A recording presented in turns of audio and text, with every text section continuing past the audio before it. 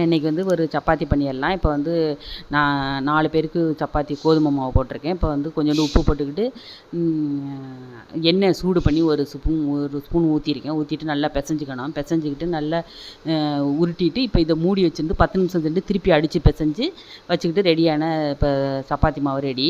இப்போ குருமா ரெடி பண்ணிக்கலாம். இதுக்கு தேவையான வெஜிடபிள் பார்த்திங்கன்னா உருளைக்கிழங்கு, கேரட்டு, பீன்ஸு, காலிஃப்ளவர் வந்து நான் அவிச்சு உப்பு போட்டு வச்சுருக்கேன் தனியாக, இப்போ போடக்கூடாது.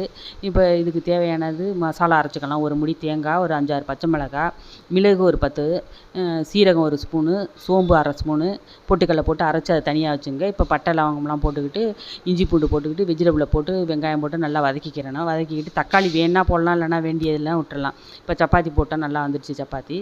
இப்போ இது வந்து இது 3 விசில் வச்சு வந்தோடனே இந்த மசாலாவை போட்டு ஒரு கொதி கொதிச்சோடனே குருமா ரெடி ஆயிடுச்சு.